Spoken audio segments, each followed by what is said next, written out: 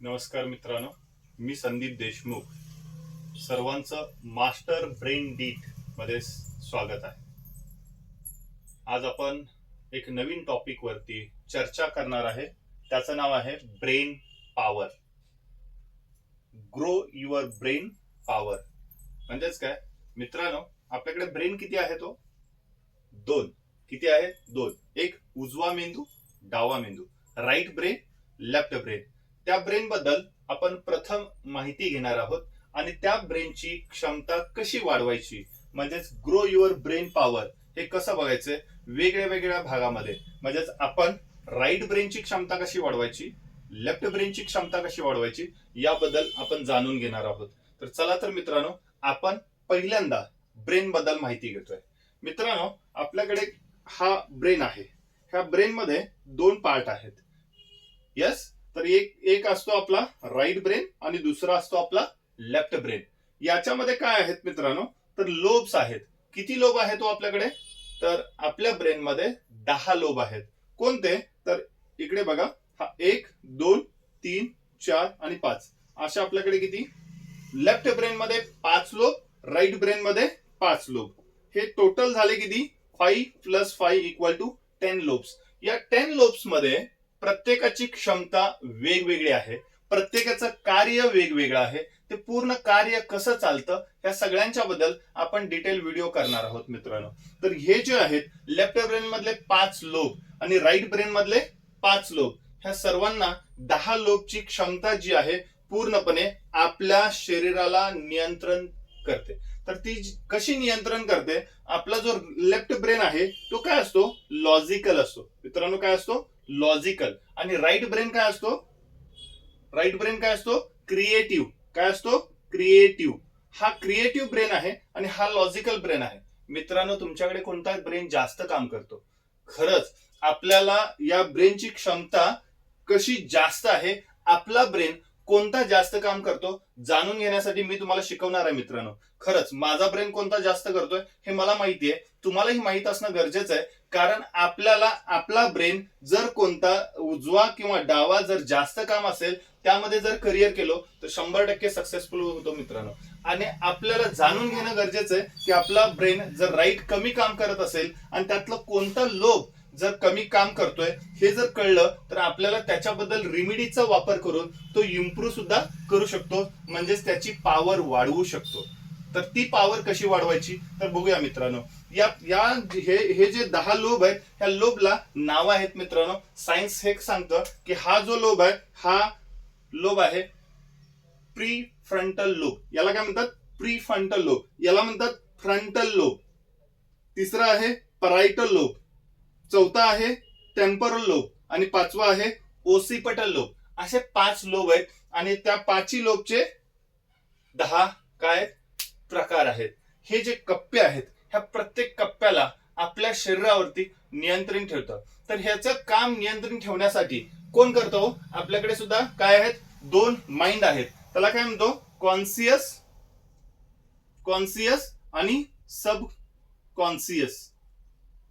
Subconscious असे 2 mind आहेत, मन आहेत. आणि ही 2 मन म्हणजेच बाह्य मन आणि अंतर्मन, ही 2 मन आपल्या ह्या ब्रेनला कार्यरत राहतात, काम चालवतात.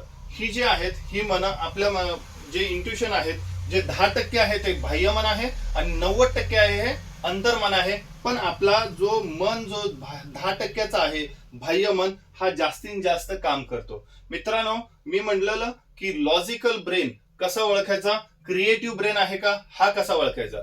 तर चला मित्रांनो, आपण कोणती ऍक्टिव्हिटीज करतोय याच्यावरून आपल्या ब्रेनची क्षमता ओळखू शकतो. आपला लेफ्ट ब्रेन जास्त काम करतोय का राईट ब्रेन जास्त काम करतोय. समजा एखाद्या कामामध्ये तुम्ही खूप स्पीड आहात, जो एखादा लेक्चर देतोय, मोटिवेशनल ट्रेनर आहे, डॉक्टर आहे, सायंटिस्ट आहे, ती सगळी जी जी कामं आहेत ते आपल्याला काय बघतो मित्रांनो? लॉजिकल कडे बघतो. ह्याला प्रिडिक्ट करता येतं.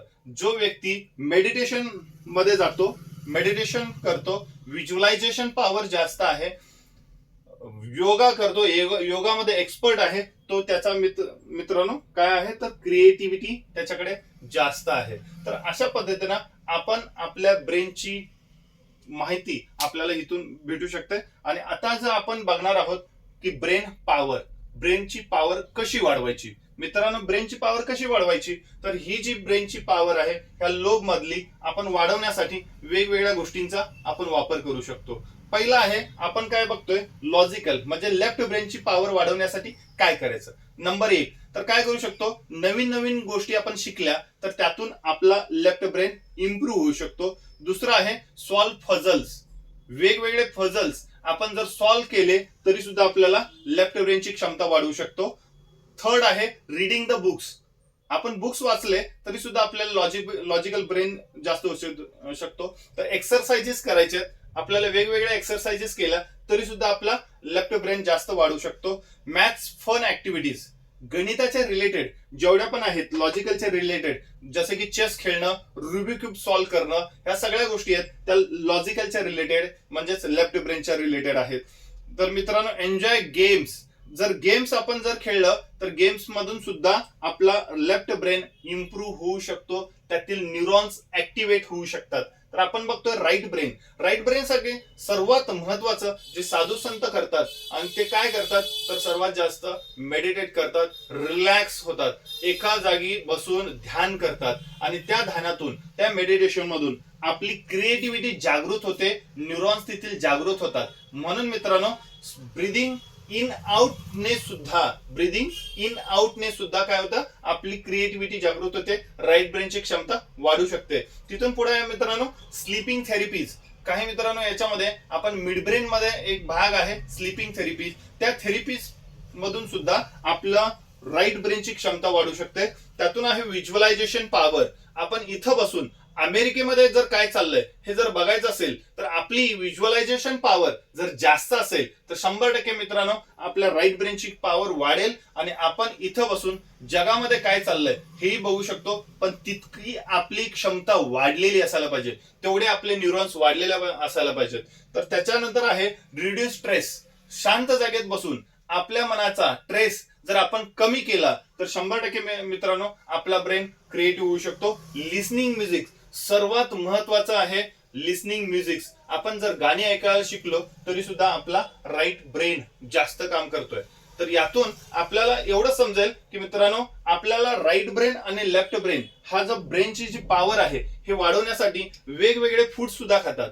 जसं की आपण सकाळी उठल्यानंतर आपण लहान मुलांना काय देतो की बदाम पाण्यामध्ये भिजवून खायला देतो. त्यातून म्हणतो आपण काय आहे की ब्रेनची क्षमता वाढते. खरंच मित्रांनो, काही फूड्स पासून सुद्धा ब्रेनची क्षमता वाढू शकते. आणि याच लॉजिकल आणि क्रिएटिव्ह रिलेटेड एक्सरसाइजेस ज्या गोष्टी आपण आता बघितल्या त्या सर्व केल्या तर तिथून सुद्धा आपली ब्रेनची क्षमता वाढू शकते. मित्रांनो, तुम्हाला जर हा व्हिडिओ आवडल्यास नक्की लाईक करा, शेअर करा आणि कमेंट करा.